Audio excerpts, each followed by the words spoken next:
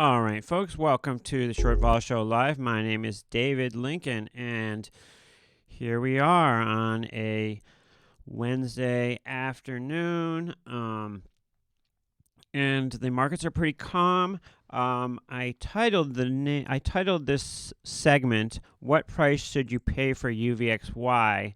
as a means of kind of getting into a discussion about volatility in the VIX right now, and also just the way different people see UVXY.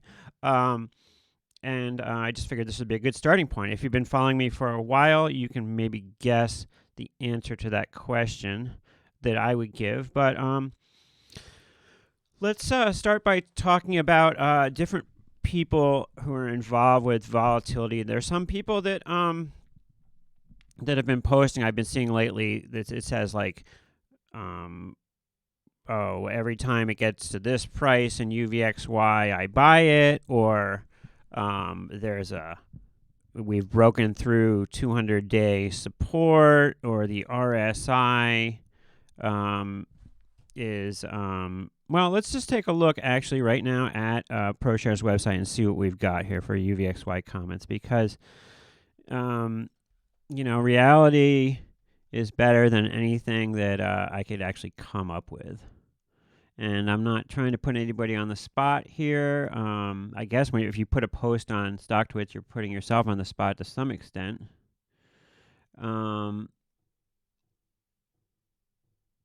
Here we go. With VIX settlement not as attractive to short here. VIX added short call. Riding 10,000 shares directly into the trade war. Tomorrow the real sell-off starts. You should be playing the long game. Probably not a bad time to buy for protection. There's not what I would hope to find here. A lot of times I'll see stuff that says like load up the boat, or every time it gets here I want to buy it. So the short answer for when should you buy UVXY, what's the actual point? Let me just state a couple of my beliefs. First of all, the price that is quote unquote cheap for UVXY is going to change over time, because UVXY is an exchange traded product that's based on two futures, and so and the two futures that it's based on change. It's based on these two futures, and then one drops off, and then it's based on another two futures, and after a month that second one drops off, and then it's based on another two futures. And so when you look at a chart of UVXY, for example, and I have one here behind me, what you're seeing a chart of that's kind of like hodgepodge together from many different futures, a moving average of many different futures, and the different futures switch over time. So it's really an amalgamation of many different futures in varying ratios over time. So that's one of the main reasons why you can't like go say, well, can we get back to 1,000 or something? Because no, you can't get back to these really high numbers, because the futures that those were based on have long since expired. And the other aspect of UVXY that makes it so unique is that these futures that it's based on are rebalanced every day, and they have different prices. And usually they're in contango, meaning that the second month future is of a higher price than the first month future. And thus, as time goes by, this asset is decaying, because you're buying a more expensive item to replace a cheaper item, and that makes the future price be farther away from spot. And as these futures get pulled down towards spot, they, in a sense, they never kind of get to spot if we sort of stay in this kind of market conditions, because every time the futures start to get close to spot, they are getting rebalanced away from spot. So if we look at the chart here next to me, those first two futures are the ones that compose UVXY. So if I get my handy dandy little snipping tool out here, I love the snipping tool, by the way. It's a great invention. All right, so these are the two futures that we're dealing with, right? This one here. Let's see, my snipping tool, is this working? Yep. And maybe I should get a better color. How about this pen? There we go. Okay, so it's this future here and this future here. And every day, if it's a 30-day expiration cycle, you know, expiration cycles can vary. It could be like 29 days, 30 days, 31 days. But every day, you know, 1/30th or 1/29th of the futures are of the front month are sold and then replaced with the second month. And so if spot is down here, and I guess it's kind of going off the screen here. Let me see if I can just raise the screen slightly here. All right, so if spot is this line down here that I've drawn, these futures are always falling towards spot, right? So, and over time, VIX can kind of stay around where it is, and these futures never really get to spot because as the front month gets closer and closer, it's replaced with the next month out, which is farther away. And that continuing process of contango, that makes UVXY decay, and that also makes it so that the price that's a good price to pay for UVXY gets lower and lower over time. So you might be able to stop time right now and say, okay, tomorrow, if UVXY gets to this price, that represents this volatility, and it's a spot where I feel comfortable buying it. But, you know, as the days go by, that price is going lower and lower and lower. So to compare UVXY now to 6 months ago and say, oh, well, it was a great buy to pay 31 for it 6 months ago, that doesn't mean it's a great buy to pay 31 for it now. So that's one point I make. Another point I want to make is there are a lot of people saying, okay, well, that are kind of in a quagmire now, and I kind of understand that, who are saying, okay, let me describe the market conditions to you right now that we're in. And the best way to do that is probably to pull up a graph of a major index. So let's pull up a chart of the E-minis here. And we can see that we are very close to the all-time highs here in the E-minis. And that's kind of the story. You can see the sell-off here, which was in December, and then the rally back to right by the all-time highs. And so this is a nervous point for people. You know, will we reach the all-time highs? Does that mean we're going straight back down? And if we look at a chart of volatility and we look at the VIX, okay, you can see that, oh, it's right next to my shoulder there. Should I move my shoulder over it? There. You can see that, well, we're kind of the lowest we've been in a while. It can get lower if we go down to where it was in 2018, but we're at a pretty low spot. If you were to just say, okay, do I want to short the VIX? You would probably say, no, I don't want to short the VIX here. I want to wait till it pops or something. Why squeeze that last little bit out of the, you know, you've got an orange for your orange juice, and you've squeezed out, you know, you've squeezed all the juice out of the orange, and there's just a little bit left. Why try to wring your arms to squeeze that last little bit out of it? Why not wait until it pops and you've got a new full orange to squeeze some juice out of? That's what you would think maybe for the VIX. But of course, we have to go back and say with UVXY, okay, well, we have that whole contango aspect, and thus, if volatility stays at this level, this UVXY can continue to go lower. You know, it gets to a point where it's really up against kind of a wall, and we know that there's pretty much of a wall if the VIX gets below 9. But we do have between 9 and where we are now, which is around 1260, that it can go lower. And if it just stays in this area, you know, contango is off a little bit from what it was pre-expiration. We were flirting with numbers over 10%. Now we're back in the 6s, 7s. But still, 6 or 7 means that UVXY in the $30 range is decaying by about $2 a month. Now, $2 a month is, if you divide that by 60 for how many days are in 2 months, so you've got 2 divided by 60, that's only decaying by 3 cents a day. So should we be focused on that decay of 3 cents a day? Should we be shorting it only to collect that 3 cents a day and ignore the fact that we're low in the VIX land? Well, that's the real question. Because yes, maybe this thing's decaying by 3 cents a day, but the VIX could pop from here at any point. And so a lot of people have this kind of quagmire where they're like, well, I don't really know if I want to try to get in here. Yeah, it's decaying at 3 cents a day, but the VIX pop could easily offset that by a lot. And it's highly likely that we continue to just roll sideways here as far as the E-minis just kind of moving slowly higher, or the major indices.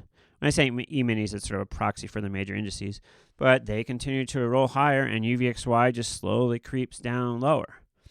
But there's such a thing as making a dumb trade and making money versus making a smart trade and losing money. Now, people would say you'd rather make a dumb trade and make money than make a smart trade and lose money, but that's not necessarily the case, because over time, making dumb trades is going to overall lose your money, and making smart trades should make you money. That's why we call them smart trades.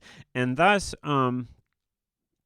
to initiate a short in the VIX right now seems a little bit aggressive to me. When we talk with Mark Sebastian a few months ago, he was talking about how there's these different levels of the VIX, and how there's this one level that it sits in for long periods of time where it's like 12, 13 level in the VIX, and it can just sit in that area and nothing's quote unquote really going on. And UVXY and these things just continue to decay. And that seems to kind of be the spot we're in right now. From the side of the people who, looking to take UVXY for a ride and get long, it's also a quagmire in that sense too, because you can get long this, and if something great happens, something great as in a volatility, something that pops volatility, you're going to make money. But in the meantime, stuff is kind of can just kind of rot around you, and you can just end up holding on to this asset that's just decaying and decaying and decaying. And maybe your money is better spent, getting along Apple or something that is moving up every day than taking the long shot. I like to outline the concept of like, okay, if you're taking the long shot, like the long shot is kind of like the sucker's bet. That's the bet of, buying a lottery ticket or and expecting that one time out of a million that volatility is going to explode. There's going to be some black swan event, and that's going to make your fortune. That seems kind of like the sucker's bet, whereas like being the house is taking everybody's action and saying, okay, you think it's going to be tomorrow, the black swan event, sold. You think it's going to be tomorrow, sold, and just being on the other side of that bet and being short this stuff, or conversely being the long the market and just hanging out and being right most of the time. And when that big event comes, hopefully you dodge it, or you're able to cover at some point, and the money that you've taken in, taking everybody's action who thinks every day that the market's going to crash, is going to outweigh the hit that you get when there actually is some sort of big event. So and when you're on StockTwits, you're going to see all the time people coming in and saying, this is the crash is coming, the end is near.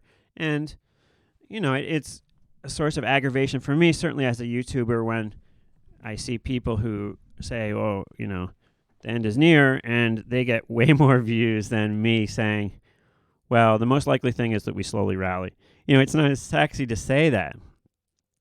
And this kind of brings us to another point, which I want to make about patience and time and the long game.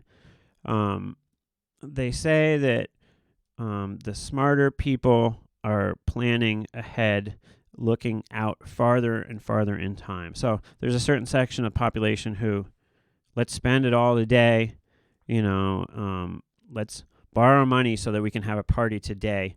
Who cares? We'll worry about tomorrow later. I have my place to stay tonight, and I've got enough food for the day, so I'm good. Let's party. And then there's the group of people who say, okay, well, I've got something a couple weeks from now I need to do, and I'm looking at a week or two in time. And then there's the really organized, smart people who have like a 5-year plan, and what they're doing today is in service of that plan of where they want to be in 5 years. And when you're trading, especially if you're a position trader, sometimes you need to be patient and let stuff work for you. And most of the time in the markets, if you want to make money, A, you're going to have to take it from someone else, but B, you're going to have to be a little patient and kind of, you're going to have to wait it out a little bit. And it can be frustrating, and it can lead to you giving up on a trade, changing strategies over and over again just because of boredom. Patience and seeing the long game to follow through is key. And somebody like Warren Buffett would tell you that as well. So here we find ourselves. It's almost like it's the doldrums of summer. We see volatility up a little bit with E-minis down a little bit today, but really stuff pretty calm. If we look at the chart, we're in we're in decent contango, not as much as we were like a week ago, but with expiration coming and going, it puts us in a little bit milder contango. However, if we look at the roll yield, which is the difference between spot and the front month future, that is a big number. And I like to talk about this. I've talked about this before, is this potential here, this area here. I'm going to draw it in for you here. This area here. Oh, wait, I don't have my, hold on one second. I don't have my little tool. Reset. There we go. Okay, snipping tool. Here we go. All right, there we go. So this area here between these futures and spot. Now, each day, it's slowly, we're moving up this little line here towards the next future. And so we could be like, let's say we're right here right now. Okay, that distance there is the potential for these futures to fall towards spot. That's like the extra bang you can get to the downside as these futures fall towards spot. And when we've got a bigger distance between these two, there's more potential for us to make money as shorts. And right now, there's a pretty big distance between these. There's a $2 distance between, a little bit over $2 actually, between spot and the front month future. Just slightly over $2. And just under $3 between the second month future and spot. So we've got, if we were in the middle of the month, that would be a $2.50 average. Right now, $2 is, that's it's not incredibly wide, but that's pretty wide. There's some serious potential for this to collapse more and for UVXY to collapse more as the month goes by and as we get closer to expiration. Because remember, on expiration, the front month future will converge with the spot price. But in the meantime, these move around. There is no direct arb between the cash and the futures, and thus these freely move around, these futures. But there is certainly potential here to make money to the downside in UVXY right now. But, contango, the difference between the two futures, not as steep as it was a week or two ago. And the way you can just tell that is by just monitoring this contango number on the chart here. You can do it, you can do the math yourself. If you don't have a chart, all you would do is you could subtract one future from the other, and then get that number and divide it by the front month future. So for example, in this case, 1560 minus 1464 would be 96 cents. And so if you take 96 cents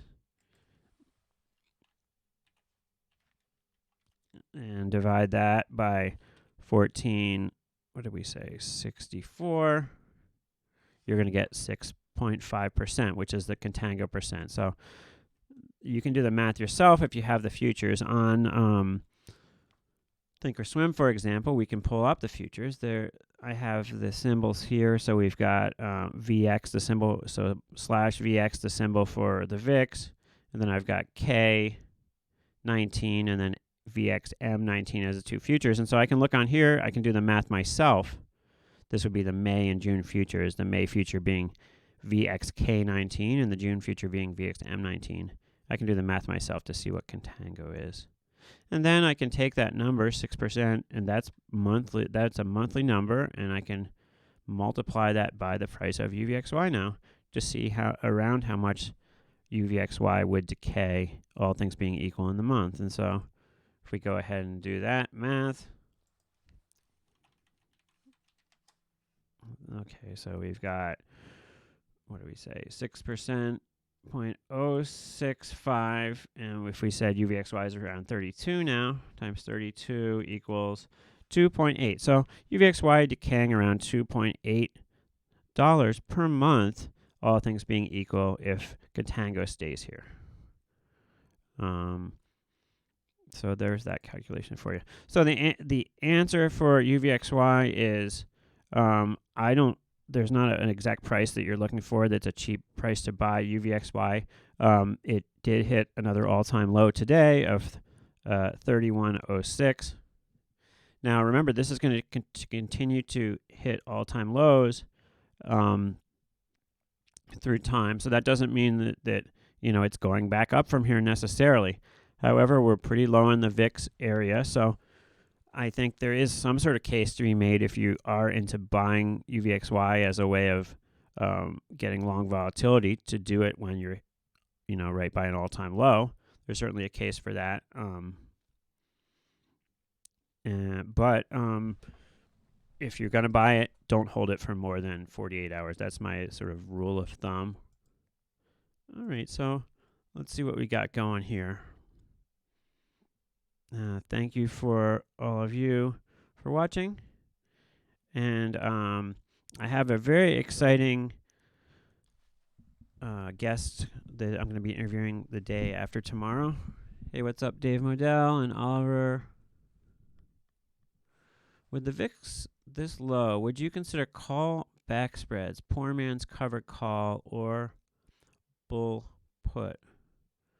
So I think I sort of answered that, where it's kind of in a zone for me right now of no man's land, where, well, it's kind of too cheap to sell, but the decay isn't really interesting me in buying this right now.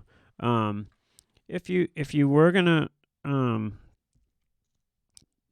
like do some strategy to get long this, I guess I probably would like selling out of the money put spreads or selling out of the money puts.